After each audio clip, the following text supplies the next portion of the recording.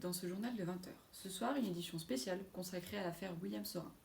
En effet, ce sont des milliers de salariés qui sont sous le choc suite à l'annonce des comptes trafiqués de l'entreprise.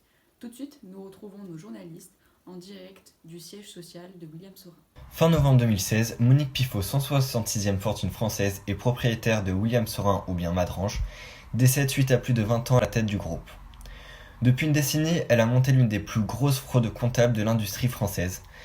Cette fraude fiscale a gonflé les comptes de 300 millions d'euros sur un chiffre d'affaires de plus d'1 milliard d'euros et a également falsifié l'état des stocks de l'entreprise. Le décès de Monique Pifot a permis de mettre à jour cette tricherie permettant de falsifier les comptes de l'entreprise afin de cacher les difficultés du groupe.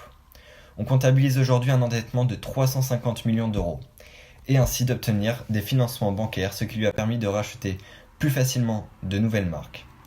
C'est ainsi qu'elle a pu se constituer un groupe de 900 millions d'euros de chiffre d'affaires. Suite à l'annonce des comptes trafiqués, ce sont les salariés qui sont sous la stupeur de perdre leur emploi.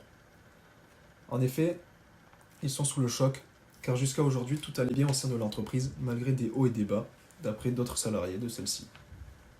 Ils sont inquiets pour eux, pour leur famille, mais surtout inquiets par rapport à l'emploi en France, car celle-ci n'est pas embellie. Une question se répète et tourne chez eux, et cette question est la suivante. Qu'est-ce que l'on va devenir ? C'est le 20 septembre 2020 qu'a commencé l'audience du Haut Conseil du Commissariat aux comptes qui doit statuer sur la responsabilité des auditeurs, dont Mazars et PwC, qui durant des années ont certifié les comptes de la société de Monique Pifot. Les sanctions pouvant être admises sont donc une interdiction temporaire d'exercer leur activité, ainsi qu'une sanction financière s'élevant à 1 million d'euros. Ce n'est pourtant pas la première fois que Monique Pifot, chargée de certifier chaque année les comptes des entreprises, se retrouve piégée dans un scandale financier. Il y a également une entreprise Itchy, qui est poursuivie pour une fraude dépassant le milliard d'euros. En Grande-Bretagne aussi, les affaires sont enchaînées, mettant en scène souvent les mêmes responsables. Ces entreprises disposent pourtant de gros moyens financiers et dégagent de gros chiffres d'affaires. Par exemple, en 2019, PwC a réalisé un chiffre d'affaires de 43 milliards d'euros et celui-ci ne cesse d'augmenter malgré la crise sanitaire actuelle.